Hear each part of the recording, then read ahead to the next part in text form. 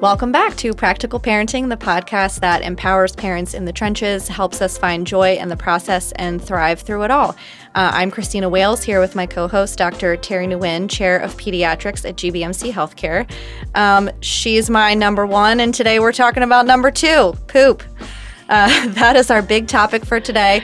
It's funny, as a kid, it's all you want to talk about is poop, and then you go through this period of your life where you really don't care about it or think about it, that it happens to you, and then we become parents and we get concerned about it all over again. So, we're bringing you this topic today because, Dr. Terry, you field a lot of questions about poop. You said one of the top 3 parenting concerns of all time, which is crazy, considering all the things that we tend to worry about. But yeah, so let's dive in. I guess, let's start off. Do you want to start off with why you think it's maybe a concern for parents? Yeah, absolutely. Thanks. So you're number one and I'm number 2? No, you're my number 1, and we're talking about number 2. Yeah. Oh, I love it, Christina. Neither of us is the number 2 in this dynamic. Okay, good. And I love what the poop, it just it releases me for me to even be able to say that. Yeah, so 1 out of 20 pediatric doc visits is about bowel movements. And I believe it. I've lived it for, 25 plus years. And it is important. But I want to reassure everybody, if your child didn't poop, and your baby, especially brand new baby hasn't pooped in 24 hours, baby is not going to explode. Do not call the pediatrician in the middle of the night to say that my baby hasn't pooped in 24 hours. They'll nicely say, it's okay. It's just a variation in pattern. So nothing really bad actually happens with pooping or not pooping, but if you don't poop for a long time, you can have backup, and that's going to cause some issues. So, stooling is, there's a big range, right? Mm-hmm. So what's normal stooling versus abnormal? And I don't like to use those words, but okay, there's a range. So what's within the range? Can be anything from 1 stool a day to after every meal. And that could be 3 or 4 stools a day. But what's even more important is really the consistency, the shape, and the size of the stool. Okay, so there's this Bristol Pediatric Stool Form Scale, and it has 5 types of stool. Number 1 is the separate hard lumps. They look like little coffee beans. Okay, got that image? So that's type 1, and they're pretty hard to pass. You might go, and then try to pass it. And then type 2 is sausage-shaped, but kind of lumpy, okay? So imagine a good sausage, except it's lumpy, and it's brown, and it's black. If anybody was thinking about eating after this podcast, forget it. I'm so sorry, but I really You saw the What the Poop title. Yeah. You knew what you were getting into. That's right. And type 3 is, it's like a sausage or a little snakier, so it's a little thinner, okay? And it's smooth and it's soft. Okay, so that's the consistency we want in our stools, is a smooth, soft, okay, but not necessarily watery. So that's type 3, and that's one of the types that we want to see in your stool. Type 4 on this scale is fluffy pieces with ragged edges, kind of a mushy stool. What would be my reference point? Lumpy peanut butter. That's it, lumpy, dark brown peanut butter, okay? And then type 5 is watery. It's all watery. It's diarrhea. There's no solid pieces. So pretty much type 1 through 5 goes from the hardest, smallest, to getting bigger with lumps, and then getting, thinner with sausagey. But the key is we want this mushy stool and elongated but kind of fluffy, okay? It would float in the toilet bowl. Mm-hmm. That's what we're looking for. And then type 5 is watery. So that's the consistency of stools, and that's what you're looking for in your child's stool. And remember, there's variations in consistency, and there's variations in frequency of stooling. So infants, brand new babies, may poop after every time they eat. Why? Because they have this very strong gastrocolic reflex, meaning if I eat new food, the lower food in my colon has to be expelled. And as their gut matures, it realizes just because there's new stuff coming down the pipes doesn't mean you have to empty what's in the lower part of the pipes, okay? So breastfed babies especially sometimes will stool up to 7 to 8 times a day, and their stools are seedy yellow, I was going to brown, say, green. this Bristol chart Doesn't work for infants, okay? So what's the age that starts, just to back people up a little bit? Okay. So this would start at about a year of age. Okay. Okay. Like more like around solid foods. Around solid foods, Okay. exactly. My apologies. Thank you for clarifying Yeah. that. But infants, they're either doing mom's breast milk or they're doing formula. And the infants who are purely breastfed, their stools really look yellow, seedy. It looks like Dijon mustard. And they can have 8 to 10 of those a day, or the opposite. There's some babies who will only have one every other day, every 2 or 3 days. I've had some children not have it, but like once or twice a week. And I get it. Those are the phone calls we get in the middle of the night from parents who are very worried that there's something wrong, that their child's getting backed up.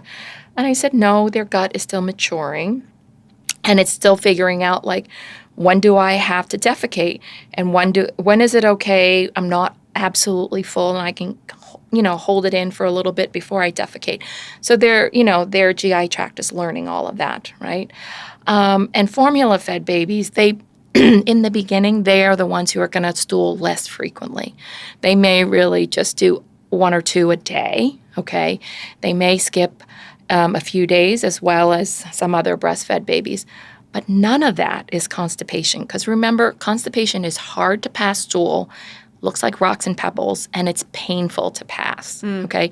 And then, sometimes you add in the frequency, but it's the consistency of the stool, just like what we started off with. Yeah.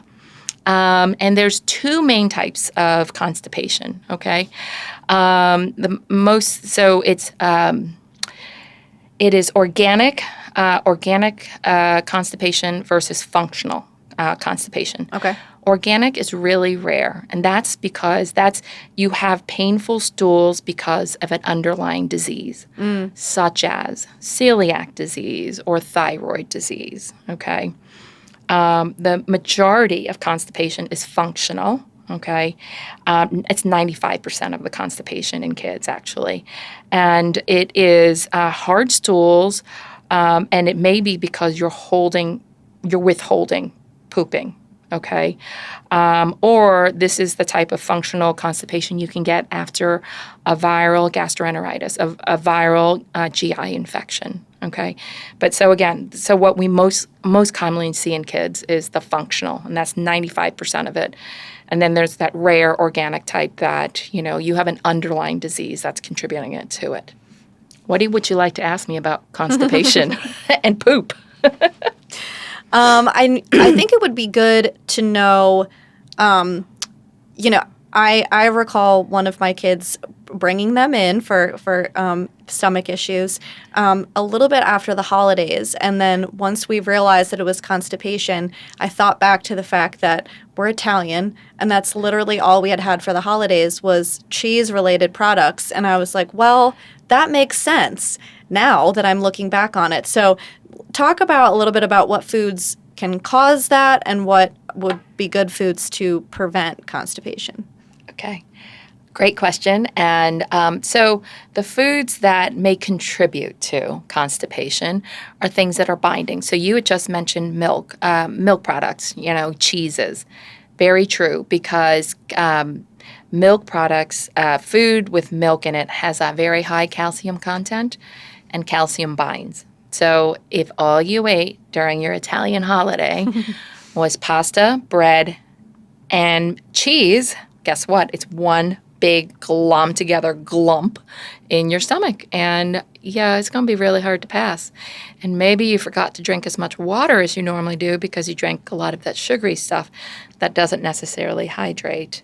So foods that contribute to constipation would be low-fiber foods. I call them the white and beige foods. They are milk can definitely be constipating if you have too much because of the calcium. So included in there would be the cheese, right? Wheat, bread, pasta. Rice is also very constipating, potatoes, and you can see that all the colors here.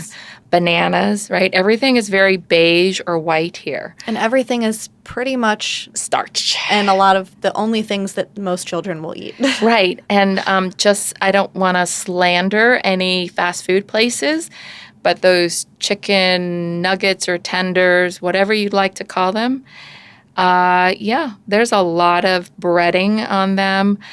I have some kids whose parents wonder why their child is always constipated. And I say, so what's your child's favorite food? And they say chicken tenders or chicken nuggets. And I go, oh, well, that's a big part of it. Mm-hmm. So now we know the foods to avoid. So you know all the starchy, carb high foods, and the bananas as well, and the milk and dairy. So what are the foods that will help you stool easier and give you that fluffy, mushy, sausagey stool that you really want, the type 3 or type 4 on the Bristol stool scale? Fiber, anything high in fiber. And by that, I mean fruits and vegetables. I know we're back to fruits and vegetables. Mm-hmm. I love it. So high fiber fruits, for example, pears, pears, prunes, plums, kiwi, raspberries are very high. So your berries are very high in fiber, okay? There's not much else. Apples can fall in there, okay? So I kind of pretty much say my pea fruits are there. And then as far as vegetables, I love it. Broccoli, one of my favorites. At the top of the list for fiber, okay? And then beans also are really high in fiber. And then something that might be surprising to you is the whole grains. But I want to caution everybody, whole grains do not have as much fiber as the fruits and vegetables, okay? And how much fiber does your child need a day?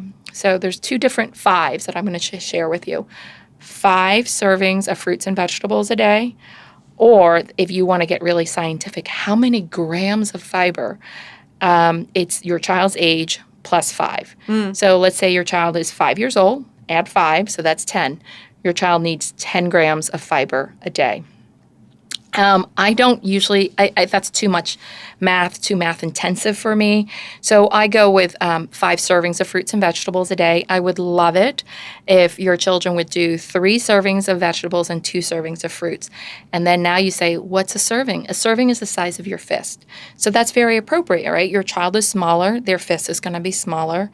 So you just tell them, we'd like you to see, let's have 3 fistfuls of vegetables a day and 3 fistfuls of fruits a day. And then you're covered. So the 5 rule is 5 servings of fruits and vegetables or 5 plus your child's age. And you max out at 25 grams for an adult for how many grams of fiber. But honestly, you can't have too much fiber. Fiber is fantastic. Fiber, and we'll talk later on, it's the prebiotic food. So it's the food that will feed the good bacteria in your gut. And those are the probiotic foods. And we can talk about that a little bit later. So, when it's fiber and it's in the form of fruit or vegetable, go for it. I'm much more of what can you eat to get what you need rather than a supplement. I know there's these fiber bars. I got a question. Why don't you eat some fruits or vegetables? Why are we eating like a processed fiber bar? Just a question. To give you an example, solid example, broccoli, 1 stalk is 5 grams of fiber, okay? Kidney beans, a half a cup, 7 grams of fiber. Yeah, okay? And berries, 1 cup of raspberries, 5 grams of fiber. Pretty cool, right? Yeah. And these are fruits that your kids are willing to eat. So how much fiber do you need? Oh, and water. Oh my gosh, yes. If you do not provide enough water for your body, this is how you get constipation. The water has to seek, your body has to seek water from somewhere, so it pulls it out of your gut. So your stools become really hard because there isn't that fluid there, right? And so hydrate. I tell my patients pretty much drinking water with every meal, at least 5 cups of water a day or more, but that's just kind of the minimum. And again, if anybody's ever worried, is there too much water? Yes, you can dilute out the natural salts in your body, but that's an immense amount of water. Okay. So for most children, kids, and adolescents, I'm never worried that they're going to overhydrate. And speaking of hydration, if you have athletes out there and we're in, sports season, spring sports season, please, if your child has a tournament the next day, they're hydrating the day before, not the day of. Okay. Some people are like, oh yeah, I've been drinking all morning. I'm like, no, you need it to prep your body for about 24 hours in advance. Because once you feel thirsty, you're about 50% dehydrated. Yeah. So I feel thirsty every day at work. That's interesting. I didn't know so that. it's the fiber in your diet and the water, okay? And I always prefer, and then people say, well, can I feed my child juice? I said, yeah, but not the ones that they get addicted to. So prune juice works great for constipation. Nobody gets addicted to prune juice. I have yet, in over 25 years, found a kid who's requested more prune juice. So if that's the issue for your child, then give them some prune juice, okay, every day. Make it part of their routine. So it's the fiber and the water, staying away from the high-carb processed foods, and anything with high calcium in it tends to cause things to bind. Okay. So we haven't called the office because we've listened to this podcast, and we realize our child could be constipated, and we want to, now it's happened. What can we do to help get them through this period where it might be uncomfortable, so we can sort of get back to some of the things you're saying to help them regulate? So first and foremost, hydrate, okay? And then you can use stool softeners or laxatives. I'm not going to give names and things. I really do want you to have a conversation with your pediatrician because we don't want to be giving frank out medical advice with, named products. But stool softeners, laxatives, they're mostly over the counter, so check it out with your pediatrician or family care physician or advanced practitioner. But remember, even if you give them these these are just temporizing measures, right? They're just pushing things along.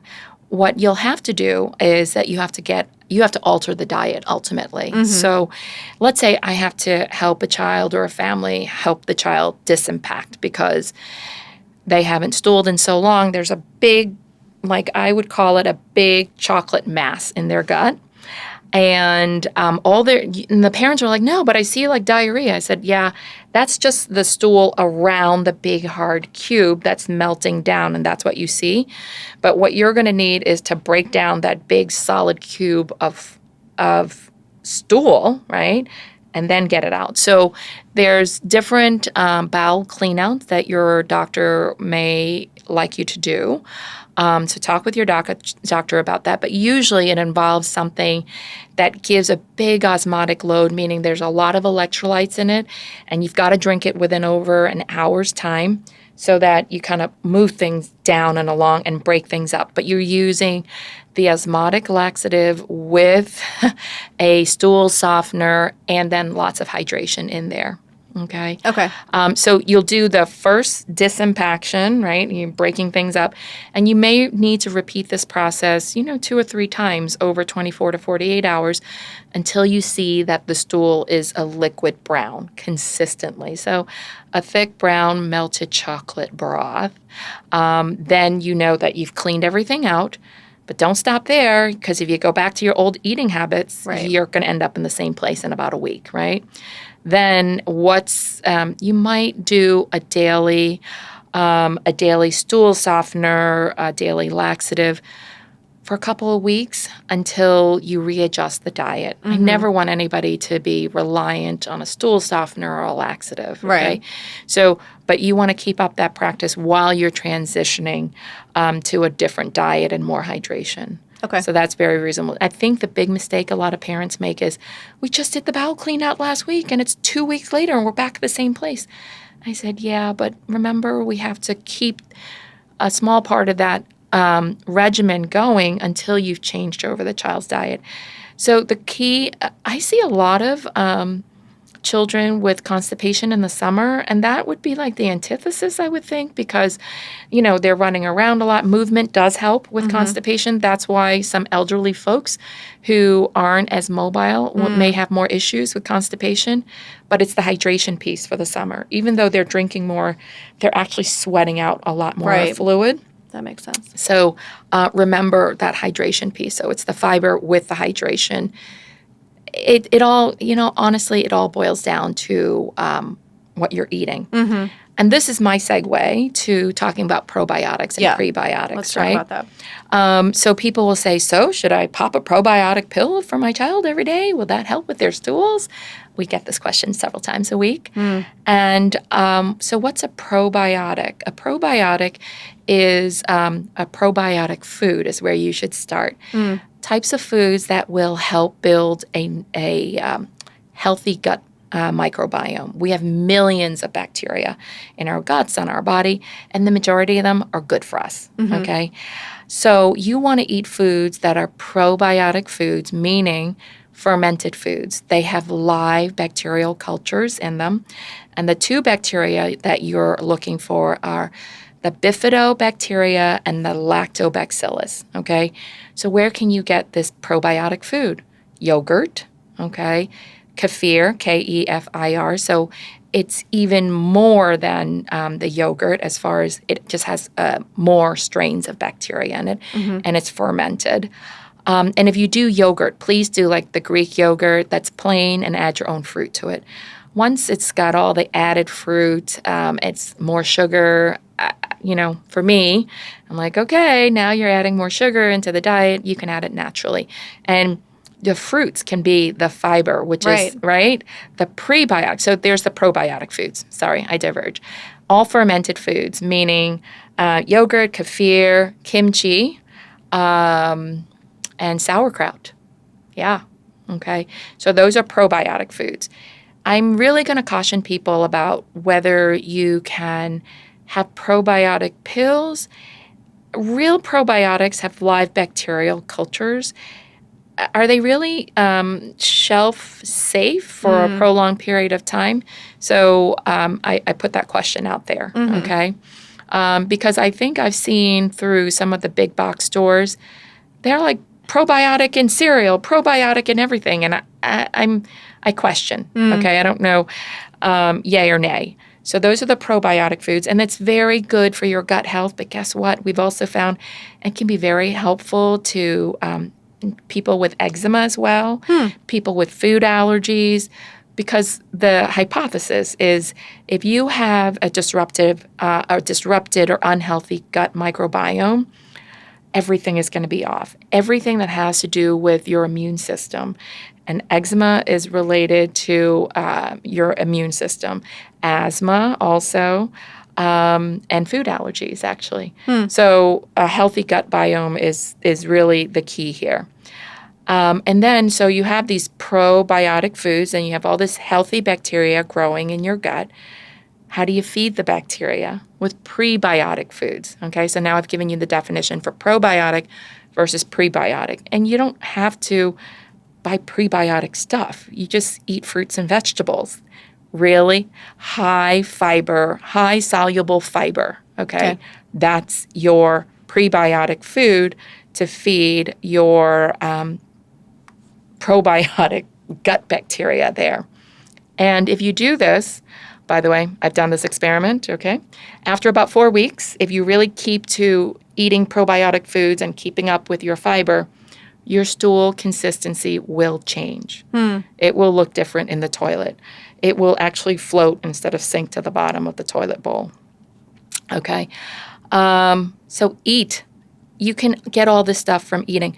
There's not enough data for us to say, yeah, probiotics would be great for your constipated child.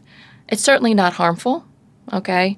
So I'm all for it. I think, the whole thing about the leaky gut, if you have a gut that's not healthy, all the other processes in your body are dependent on the energy from your food. So if that's unhealthy, I'm thinking other things will be off as well. So eat your probiotic foods that are fermented, and then And oh, by the way, you can have kefir even if you are lactose intolerant. Why? Because the lactase sugar is burnt off in the process of making the kefir. Okay, so if you're lactose intolerant or, you have an issue with milk, kefir is actually not off the list for you. Okay. Awesome. Yeah. And then your prebiotics, it's just your fibers, your broccoli. Mushrooms are great. Berries are great. Kiwi fruit, pomegranates, like things that are very enjoyable and tasty. Yeah. Right? Awesome. Okay, well, hopefully we've answered your burning questions about poop and, happy going. Yeah. Oh, one last thing. There is this thing called a potty stool.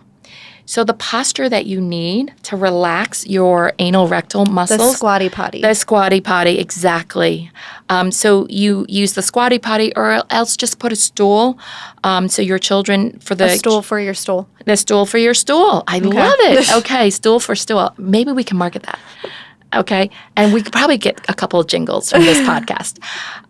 So it's really about the posture. Oftentimes people slink in the toilet seat. You actually want to have your back straight and your muscles, your lower anorectal muscles relax.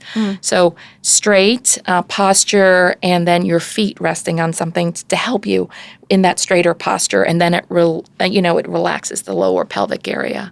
So the squatty potty, right? Yeah. My mother-in-law gave us all those as gifts for Christmas one year, and I thought it was a joke, and she was like, "No, it's super helpful," and I was like, "Okay." And I saw it in my sister-in-law's house a couple of weeks ago.